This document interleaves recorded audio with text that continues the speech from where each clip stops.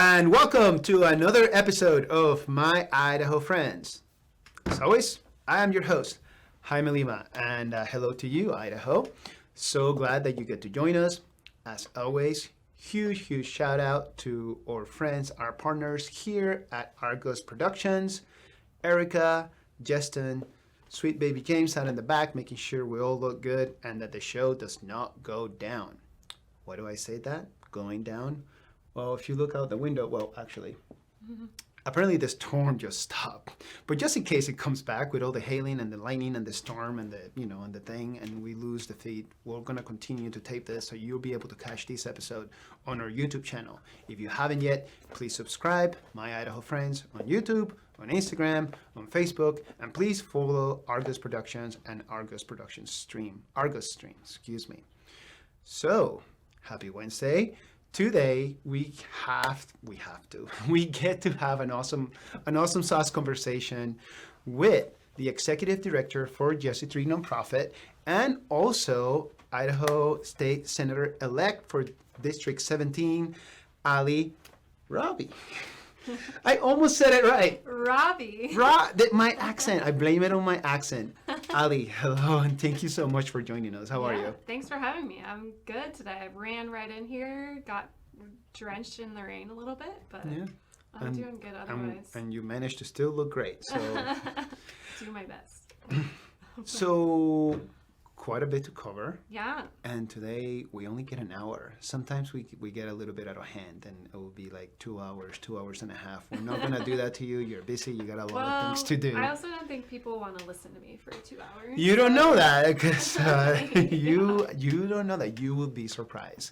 Mm-hmm. So we don't ever have to follow the format, but what we do here is just kind of sort of we go and we talk a little bit about, our guests past, where they are right now and what they foresee, themselves and, their organizations or their business, or whatever, their agendas, into the future 10 years. So we're going to go back a little bit. So Ali, where were you 10 years ago? What was going on before all these crazy can I just start with a little context setting too, because I just want to clarify that, we are in the middle of a pandemic.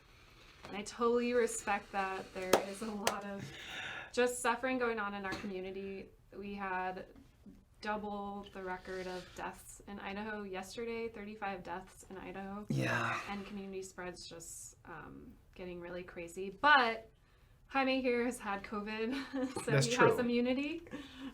So that's why we're not wearing masks, but we both wear masks in all public spaces. I'm so glad you brought it up because I said I was going to say that and I totally didn't, but you went ahead and very smoothly jumped in. So yes, Idaho, just settle down, quit being so judgy. But no, I did have COVID about 2 months ago, a little bit over 2 months ago, and that's why there was a gap on episodes. And I am healthy now, and I am fine. My family's fine, and we were all wearing masks when we got here, and we are distanced enough from each other. So if you're sitting there wondering what is going on, that's what's going on. Yes. So, but thank you for bringing it up. Yeah, well, it's just a really hard time for a lot of people right now. I think a lot of people are feeling that. Just kind of anxiety about getting it, and I know my staff are, so but the last 10 years of my life. So I'm gonna start from, so I'm 32 years old. Okay. So 10 years ago I was graduating college. So I guess that's where you start. Yeah. And just kind of go from there. And you're going to ask me questions. I am going to ask you so many questions. It's going to make your head spin. Okay, cool. Well, 22 seems like a really long time ago, but I was graduating from the College of Idaho. So go Yotes. And best college in Idaho. But just finishing up my senior year, I loved college. I was so happy in college. I just had a really great experience with the small, tight-knit community at the college that I had. Great relationships with my professors. I was just really thriving. I was student body president my senior year and involved in all kinds of clubs and groups and running track. And I was also able to study abroad my senior year. So I was just kind of getting off of a 2-month stint in Southeast Asia. Oh, wow. So kind of coming off of that and was preparing for law school. So that whole year or two, I was taking the LSAT, applying for schools, trying to pick a school. So that's kind of where I was at. I was really between University of Washington and William & Mary Law, and just visited quite a few schools around the country and decided to go to William & Mary. So that's kind of where my legal career kicked off. Wow. And how did it go over there? It went well. I picked it because it was like a small school, similar to the College of Idaho, and just like a small community. So I felt like I could have those close relationships with my professors and fellow students, which is really important to me. And they had a really great public interest program, as well as like an international legal program that I was really interested in. I went to law school because I was interested in becoming a public defender or becoming like an international human rights attorney advocate, whatever that meant. Right. But I was really interested in traveling and all the, really difficult situations that are going on in other countries. Specifically in William & Mary had a good public interest and international program. So it was a really good fit for me.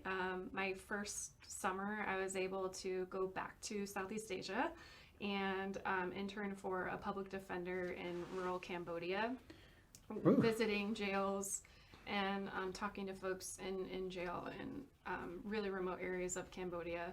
So, and then my next summer, I was able to get the Boren Fellowship, which is a really cool fellowship through the federal government, and went back to Cambodia again for a full year, over a year. Worked for the UN, and then I worked for a couple of nonprofits on land rights issues with indigenous communities that were having their land taken from them from big companies and national government from China, Vietnam, and Cambodia. And so that was pretty much my, the best experience I was able to have there was just that exposure. I was also able to work for a lot of different public defenders' offices, spent a lot of time in the jails and in courts with people accused of crimes, and work to defend them. So, it was a good fit for me. Wow. See, and this is why we ask, what were you doing, a bit ago? And it's not always like 10 years. I just kind of sort of default to that. But no, that's really amazing. So a little bit of a history of public service, both nationally and internationally. Goodness, I have never been to Cambodia. Certainly not 3 times to go help people. So that's pretty awesome, and that's really amazing. And you get done with school. Okay, so are you still traveling, or now you're deciding what is it that you're going to do, where you're going to pivot? Are you coming back home? Are you going to be heading somewhere else? What happens then?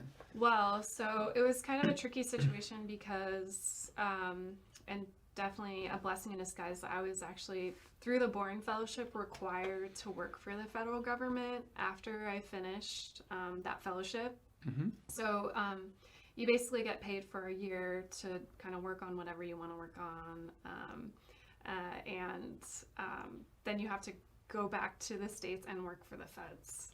And so I applied to 2 federal jobs, and both of them were working with asylum and refugee applicants. And I got the job that was based out of Miami, working with refugee and asylum applicants. So that was my first real legal job, and it was very, very fascinating work. So, and I'm really proud of the work that we did there. So the opposite side of the country? Yeah, well, from Virginia, I was in Virginia, and then I was kind of going over to Cambodia for a bit. Well, I forgot to mention I also... from Cambodia, went to Sierra Leone for 6 months. Of course you did. Well, it's just Cambodia, Sierra Leone, no big deal. Yeah.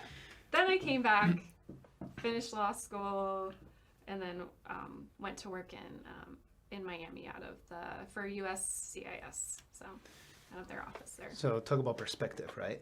So being able to see things from a very different angle. Yeah. Not everybody has the advantage of being able to leave their hometown or, or leave the No. country for that matter. So Yeah. when you're able to open up, your perspective and the way Totally. that you don't just see just your own backyard, but the way you get to see the world and how everybody sees us, Yeah. it's amazing. Well, I It's know just- you've traveled too for your jobs previously as well. So. Yeah, a tiny bit, It- but I never necessarily had a choice as to where I was gonna go. Yeah. So I think it's really amazing when somebody goes out of their own initiative to go and help people where they're needed most. Right. Everybody needs help. We get a little bit self-centered around our own communities, and I just and this is not something new, but to experience Yeah. the growth within people when they travel and then just get to come back. And not that there's anything wrong with going on vacation or anything like that, but I mean, when you travel in some sort of not just for fun, but to make an impact and to make a difference into other people's lives and communities. I think that's Well, yeah, and not just dropping in, and I mean, it's great. People do like service projects and things like that abroad, but it's great when you can kind of like become part of a community for a little while abroad too, and learn about the community and learn the language and get to talk to all kinds of different people, not just seeing the sights, the tourist sites. Again, nothing against traveling for fun, but it was huge for me, that first experience.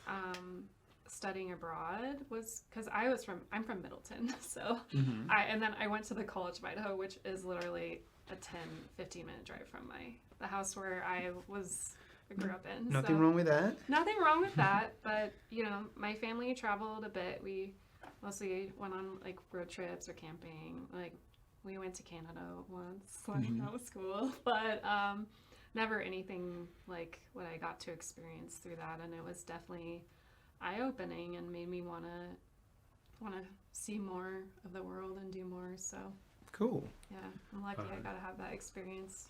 So I don't want to keep us in the past for too long, but I'm super curious. Yeah, right. So Cambodia, Sierra Leone, Cambodia again, and now we're in Miami. Yes. And you called it fascinating. So Yeah. if you could just tell me a little bit why you say that, because now you have this worldview, and you're still involved in very similar work, and now you're in Miami. And how long were you there for?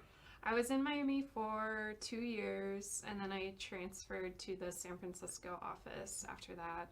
So I was working out of there doing the same work for like another year or so.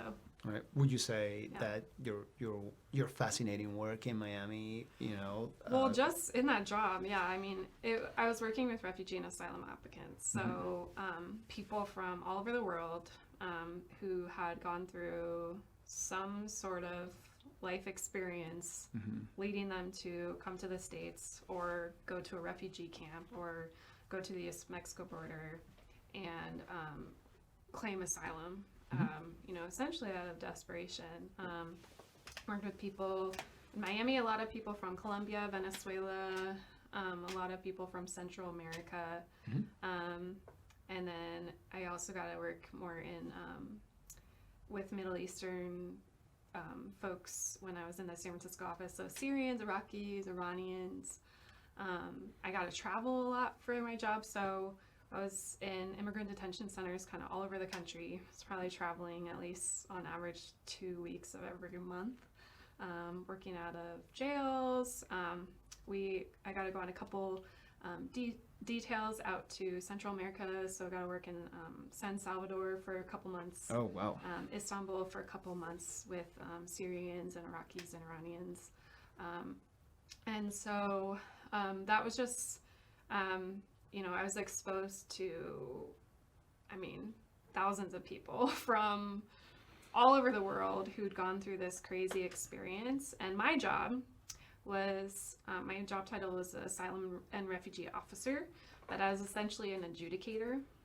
So people, when they apply for asylum, they have to pay a fee and file a bunch of paperwork with their application and then all the supporting evidence. And then they're interviewed by an asylum officer who decides whether or not they get to stay in the United States. So people would come into my office every day. I always had 2 cases, sometimes 3, 4, or 5. And I would essentially do what we're doing right now for several hours, talk to them about their situation. I would have to prepare, obviously, beforehand, read through all of their files, and do a lot of Google searching and searching in our national security databases to see if there's any information on them and things like that. And then, basically at the end of the day, I would decide whether or not they would get asylum. So there was like 2 kind of decisions I was making. One is whether or not they were telling the truth, because believe it or not, there was a lot of fraud, people trying to take advantage of that system. And that was really hard, having to kind of put people on the stand and try to be a human lie detector, essentially. Right. And then the other hand, I was trying to decide whether or not they fit the legal definition of a refugee. And then 2, just identifying any national security concerns, which was really an issue with, and more difficult with some of our Iraqi and Syrian applicants. Right, because of the climate and the time, and a war going on. Yeah.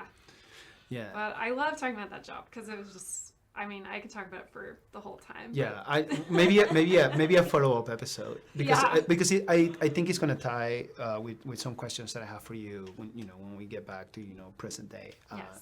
Again, perspective and oh gosh, I just have to ask you just this one. Go ahead. I think it has. I'm so glad that you broke down, in a very easy to digest way the process that refugees or anybody claiming asylum, has to go through in order to actually, get asylum or or be a refugee. And I'm somewhat familiar, not nearly as familiar as you are, of course, because that was your job for quite some time. But I feel, or it's at least my view, not feelings, but it's my view that if people were perhaps a little bit more aware of what that process is like, they would not be so quick as saying like, oh man, they're just infiltrating, they're just squeezing it. And it's like, there are people, when the definition of the word desperate, right? And it's just like a parent, more often than not young, sometimes by themselves, not always a woman, but more often than not, it will be a single mother bringing a child or a number of children, and everybody gets caught up and it's like, oh, it's just coming across the border, but no, like crossing international waters illegally, and doing sometimes anything and everything, and it's not just to like cash in for like an easy free life. They just don't want their children, to be pulled into violence, or worse, to be killed by said violence. They don't want to have to fall into other desperate measures in order to facilitate food and a roof over their heads, and really not ever being able to facilitate security. Which at the end of the day, and anybody that watches this, I have probably said it so many times, the one thing from my travels that I have gathered is there's 3 things that, that everybody around the world, have in common and that we want for ourselves. We want the ability to, provide food for ourselves and our families. We have, to have the ability to have a roof over our heads, and then, safety. Security, and there's so much more that comes with that, but without those 3 things, if you're not eating, you're probably not going to be healthy, and so on and so forth. And it's frustrating at times. So I'm not a refugee, but for a period of time I was an undocumented immigrant, and that was incredibly challenging to me because it was during a time in which like all my friends were we're all graduating high school, and everybody was going off to college or was going off to the military, or they were going to go travel because they were just going to go find themselves. And I was just like, okay, and not that makes me special in any way, shape, or form, because there's just so many young kids, 18, 19, 17-year-olds that still go through that. And it's always fresh in the back of my head. I mean, I'm 40 now, and whenever I hear about immigrants or anybody trying to claim asylum or somebody migrating here and like their visa expires, like, why didn't you just go home and try to come back again later? Well, it's like it's so much safer to roll the dice here and just try to make things happen and make a life for yourself and at least know that you're not gonna be a victim to some just horror in some foreign country. And I don't know, 2020 has been pretty strenuous for everybody. And, there's not a whole lot of empathy going around. I would like to think that there is. And sometimes, I get glimpses of people being amazing, and yeah. And I'll even be willing to say not just sides, just all together. All together. Yeah, just all together. Whatever. Yeah, it's not to dress it up too much. Yeah. Enough about that. But yeah, I'm totally with you. It's, I mean, people, they don't just leave their home country to get an easy pass, like you just said. It's incredibly difficult for people, and I mean, I think of especially like the Syrians that I talk to, the Iraqis, where their countries or their hometowns were destroyed. Yeah. They didn't have a home anymore, so they were just completely kind of floating, waiting, and that's. I also think of the Salvadoran kids that I interviewed, or the Honduran, Guatemalan kids who were, for young boys in any of those countries right now, like as we speak, it's incredibly dangerous because you join a gang or you get killed. Yeah. And then you join the gang and you probably get killed. And you get killed anyway. Yeah. So, it's, and two, there's something you said there was fraud, but a lot of the fraud was from, a few countries specifically. I mean, I could name them. Any former asylum or refugee officer would tell you the same few countries. Most of the fraud would come from like China, Nepal, and India. They were more economic migrants, I could say, but yeah, the situations there aren't as dire for everyone. Yeah, it's not. Definitely some people are refugees from those countries, so I don't want to say a blanket, like nobody seeking asylum from there are not refugees, but like certain countries, they're different than others, so it's I'm not gonna jump into another rabbit hole because I know. I hope it is okay. Hopefully at the end of the episode this all turns out well, and when it's on YouTube you watch it and you're like, it wasn't so bad, and then you'll like to come back and we can just talk about that, because my frustration with non-refugee, non-asylum seekers, but wealthy, very, very, very wealthy people from foreign countries, and China is a great example too. And that's not like a jab or anybody that is from China. That has nothing to do, with you. Got a lot of love for you too. But when somebody is able to pay that ticket for that visa because it's business related, right? And then all of a sudden, it seems to me, and correct me if I'm wrong, but a lot of other things are overlooked. Because if they have more financial resources. Sure. Because all of a sudden now, they're going to invest all this money here, which, they do, but then it's going to facilitate this X amount of work and this X amount of jobs and this X amount of income and all this taxation that is involved. And then there's all these caveats that a lot of people are not aware about, when it's like, but this is now a way in order to bring a international workforce here, and you're not hiring locally. Don't hire local folks. And that's just one thing. Yeah. There's the actual legitimate business fraud that comes along with people that are usually trying to do that. Not all of them. Not a blanket statement, but again, a separate conversation. But that's H1B1s has this whole other issue, a lot of other issues. Oh, it's a spicy issue. But refugee and asylum, it's pretty straightforward. Like, and I mean, that kind of goes into the next step of my life. That job was changing when Trump got elected. And that's part of why I left, because the travel got completely that program completely got shut down. And so for the past 4 years, we've accepted far, far fewer refugees than we did, than we have for the last 30 4 years. I mean, not in total, but yeah. So it's just, it was hard for me because I knew how hard all of my colleagues worked, including me, to make sure that we were vetting folks and that we were making sure that people who were applying for asylum and refugee status were like legit refugees, you know. And there was a lot that, you know, as soon as he got elected, that was kind of the big part of the conversation, like the refugee program and the Muslim ban and all of that stuff.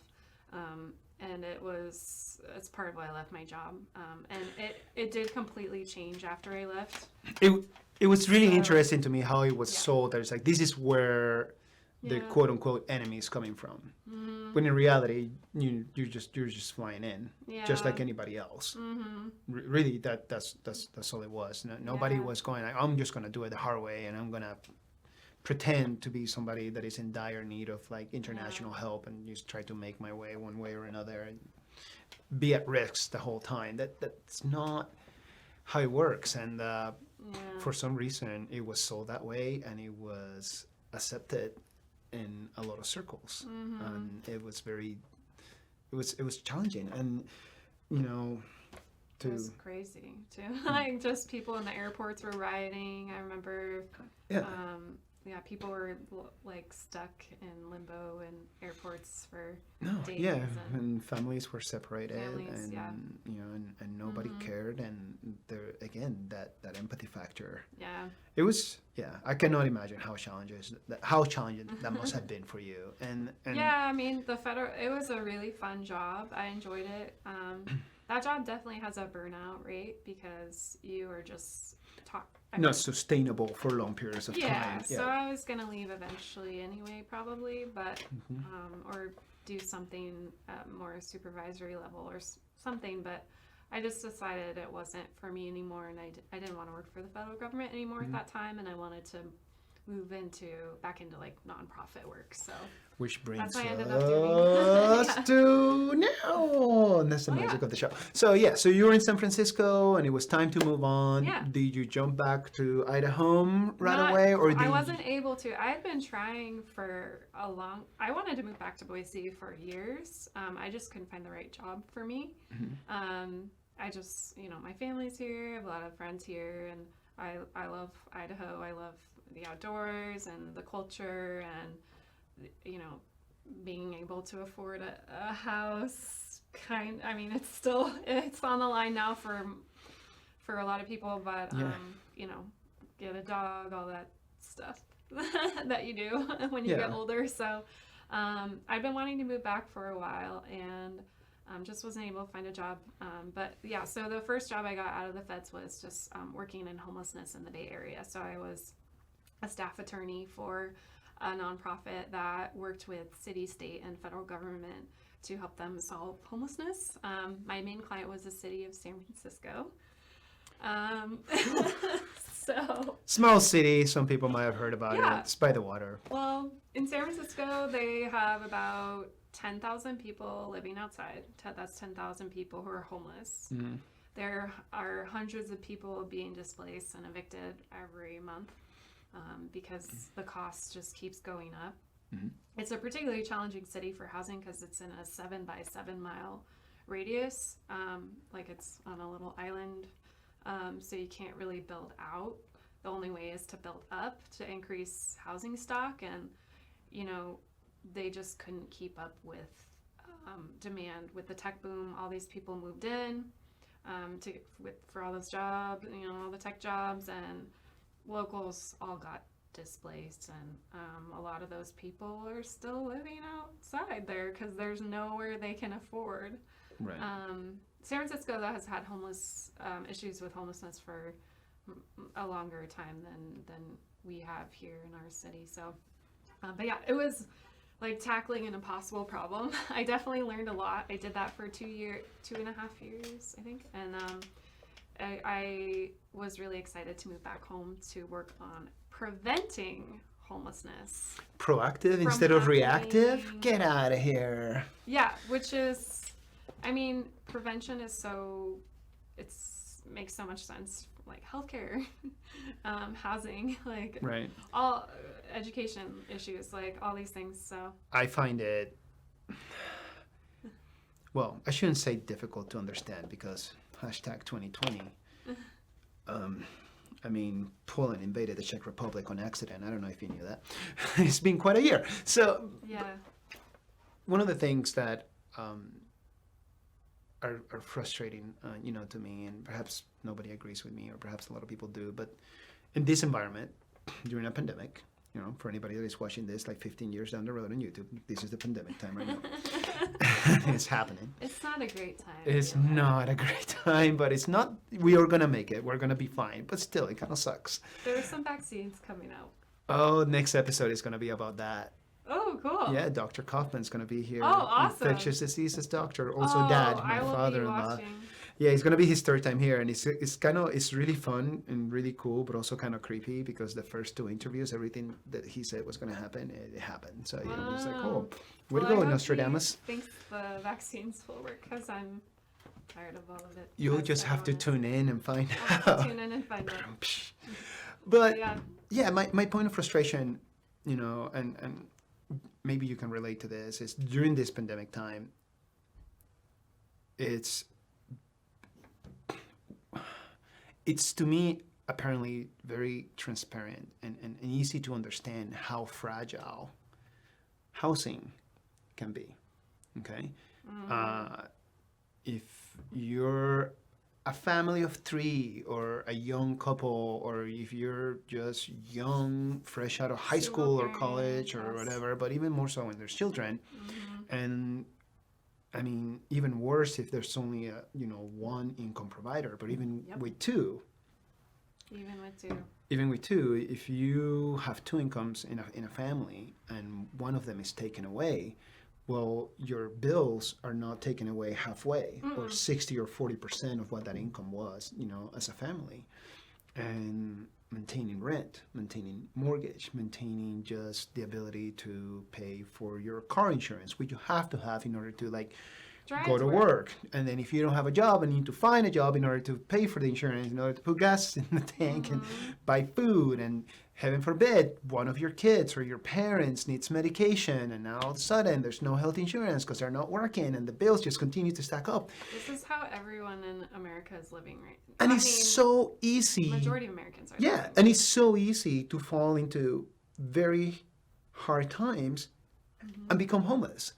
And homeless is not like, oh, now you're on the street, talking to yourself because of mental health issues or abuse issues. No, it's just like now you're couch surfing, now you're living in your vehicle, or now Hotel. you're going to a hotel and you're trying to do the best you can. Anyways, off my Yeah. soapbox.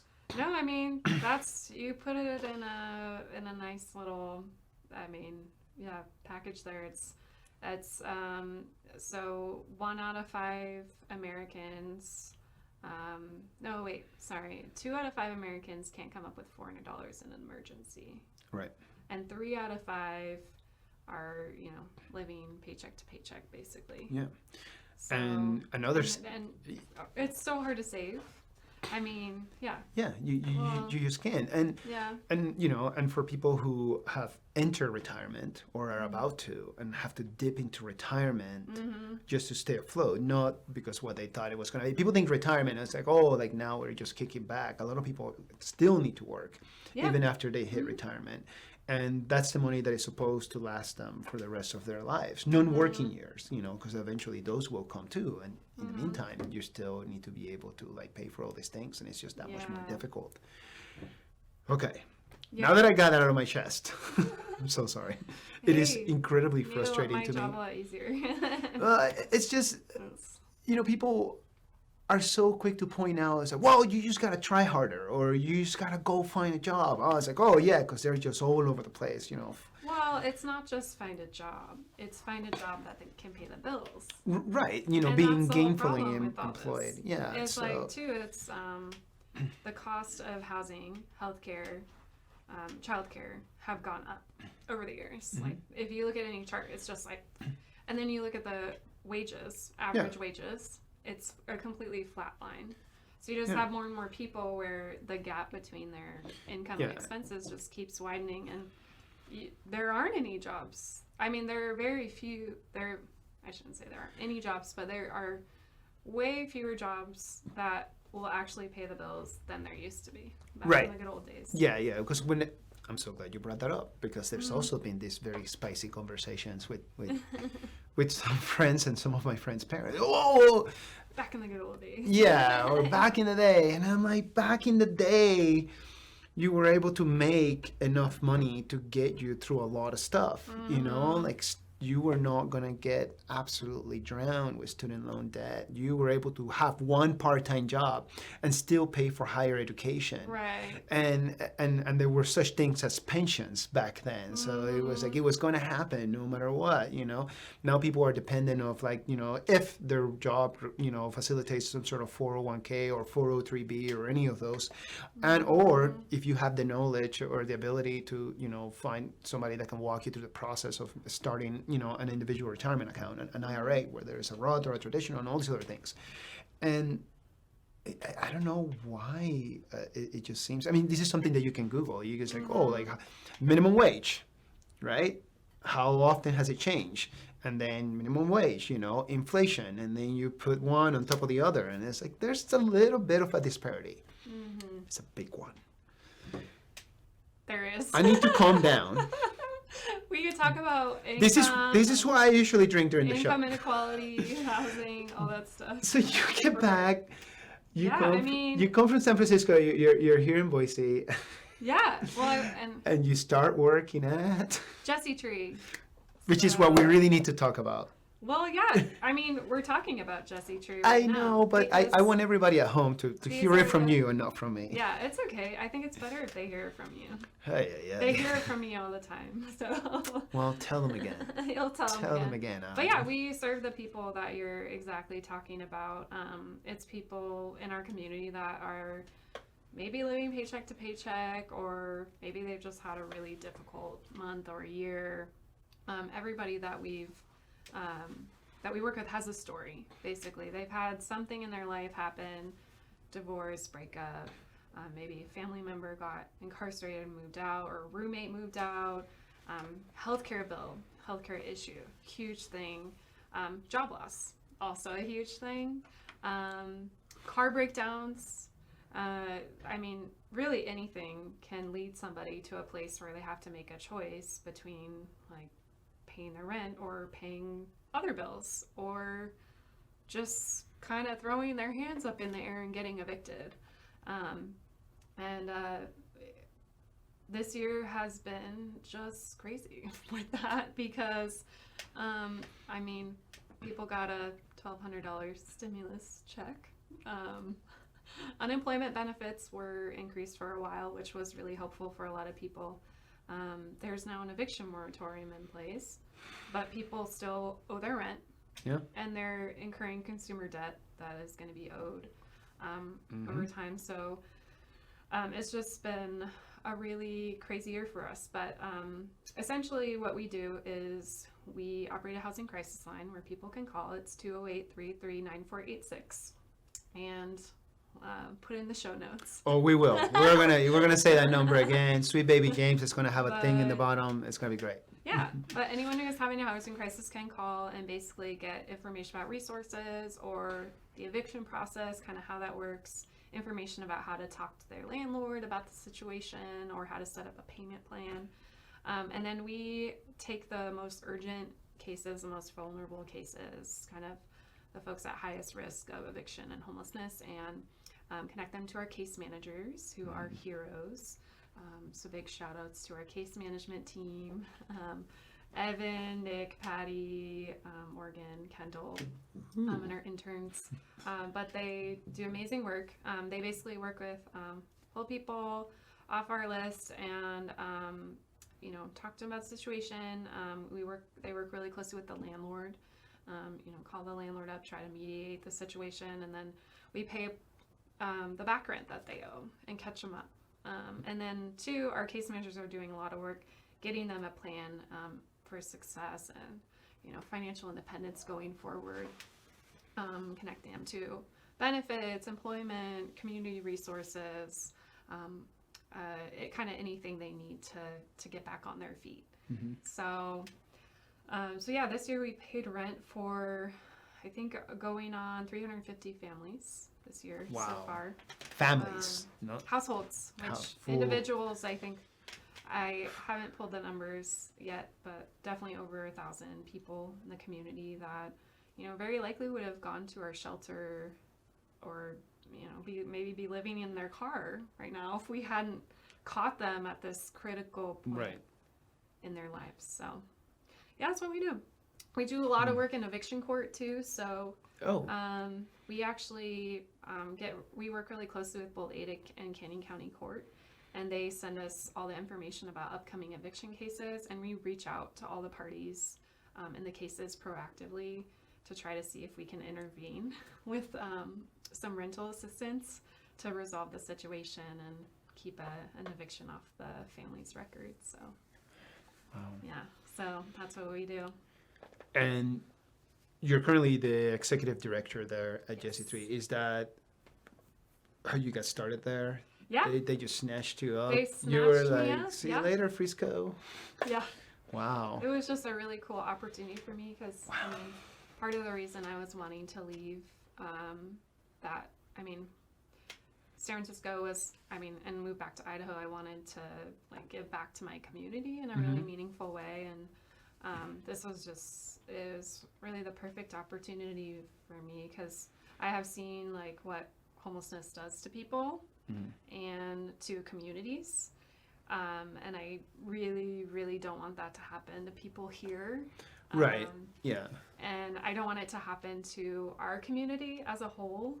We don't want to be walking through downtown Boise and seeing people suffering on the street, our neighbors. You don't want that to happen to anyone, but I would imagine, having that experience in San Francisco for a couple of years, and when over there they're more of a reactive.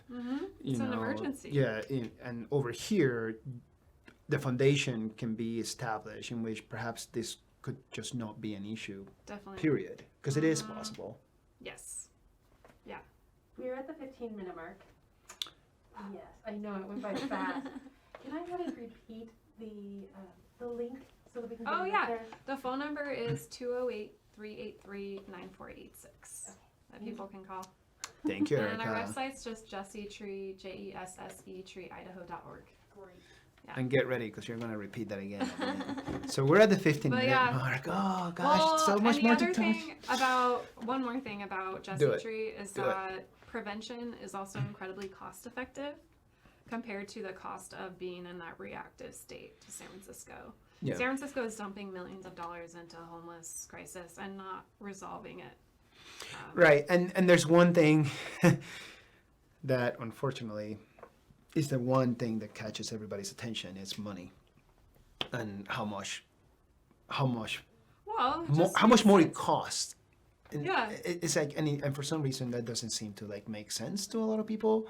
And it can be, I don't know if there's just so much gaslighting going on in which they can just go somewhere else, or what are they even doing here? Clearly there's just a an addiction issue, they had, and it's no, man, it could have been as tragic and as simple as a mother getting away from an abusive relationship and trying to protect herself and her children. A majority of the families who go to our shelters here locally are survivors of domestic violence. And there's just so much more to it, and to me, it drives me a little crazy when it's dude, that could have been your sister, that could have been your daughter, that could have been, and men too. They go through the different challenges of just all of a sudden it's oh crap, I got nowhere else left to go. Do you guys work parallelly, I can't speak English, sorry, ESL kicked in, parallel with organizations such as Catch Inc. So they're on the Catches on the side where reactive side, and they do amazing work too. Yeah, and it's harder than what we're doing and more expensive than what we're doing in a lot of ways because they've got to get people into housing, and it's so hard to find housing right now once people lose it. So right now especially, and then they have to work to kind of get the family sustainable. So once they get them into housing, so they're doing a lot of really intensive case management with people, doing home visits, with them, trying to get them on track, and it's hard work. So yeah, we work really closely with them. We're actually in the middle of planning for a campaign to end family homelessness in Ada County. Maybe you can tell us about that. Yeah, we're going to end family homelessness in Ada County by 2025. I'm good with that. It's a 5-year plan. It hasn't, I guess, launched yet. But it's going to. It's going to. Tell me more about it. How can we help? You can help right now by just donating to Jesse Tree or Catch, for sure. But there will be ways to donate directly to the campaign, I think next year, hopefully. Okay. But right now we're just meeting with all of our partners, including Catch, Housing Authority, WCA, Health and Welfare, and then Our Path Home, which is this public-private partnership that's seeking to end homelessness here. That's administered through the city of Boise. But yeah, we've been meeting weekly, building out work plans that will guide our work for the next 5 years to end family homelessness. That's pretty exciting. That's kind of where we're at. And then just kind of starting to put our feelers out for funding for it too. So. Well, that plan, it gets to be put into action. I'm sure everybody's going to hear about it. But if we can help spread the word, please let us know. Yeah, we'll definitely be sharing it at the Jesse Tree, on the Jesse Tree page once everything's ready to go with that. Cool. But you're getting just inside scoop right now. All right. Well, Ali, we're getting to that time in which we have to start wrapping up. Before I start saying thank you and sending out shout outs, I know you already said the information. I want you to please say it again. Yeah. We never really got to touch on the campaign.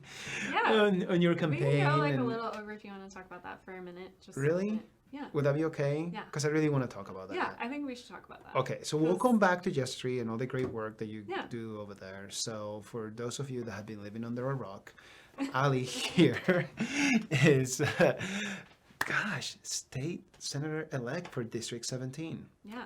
District, no big deal. Yeah, I'm his state senator.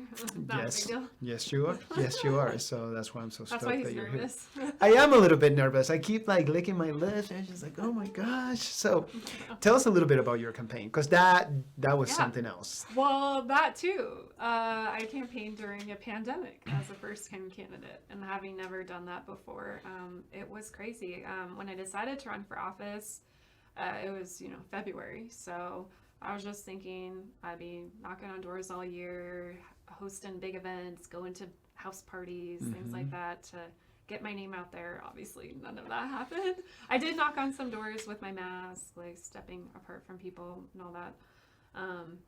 But it was hard. We had to just pivot to a lot of phone calls, a lot of texts, and then just kind of trying to get the word out online as much as possible.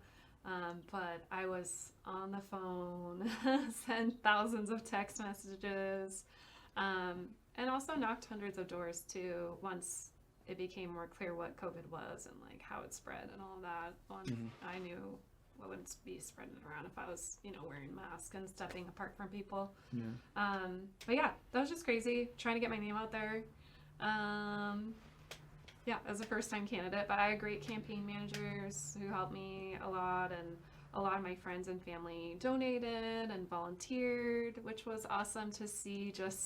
I had so many emotional moments of just old friends from law school or Cambodia or whatever, stepping up to donate and volunteer to my campaign.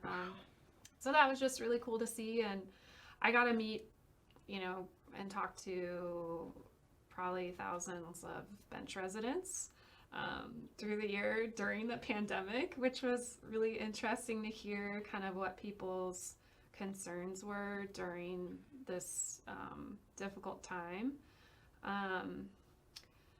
so that was fascinating, and I too just really got to see how focused people were on the federal elections this year, because it was a presidential year, so not only was it pandemic, it was also a presidential election year. So I got to kind of deal with that and all the polarization that has kind of resulted from that, which was really interesting. So it's a nice way to put it. Interesting. Yeah, but I'm really lucky. I put in the hard work, and I won, and I'm excited to now do the really hard work of making policy as a minority legislator. Yeah. So. Well, I'm excited too. I think the proof is in the pudding for anybody that is watching. You have a history of public service, and not everybody in local office or at the federal level can say that. And it speaks volumes of your character, it speaks volume of your moral compass, and it speaks volumes of who you are as a person. So I am very proud that I get to call you my senator, and that you get to be here on our little show. It just means a lot to me, and thank you so much for all the hard work that you and all of your team, both in Jesse Tree and everybody that was helping you through the campaign, get along with you. I was doing both this year, building that and campaigning. I'm tired. Yeah, I think we all are, but you're definitely, you have a reason to be tired. I'm tired because I'm staying up watching Netflix late at night, because that's the only time I get to take a break from my children, so that's on me. Ali, before we close up, what do we need the people watching the show to know about? Where do they need to call if they're in need of some resources? Where is it that they need to go online? And what else do they get to look forward to? Well, if people need help, I think the first really important thing is don't be afraid to ask for help.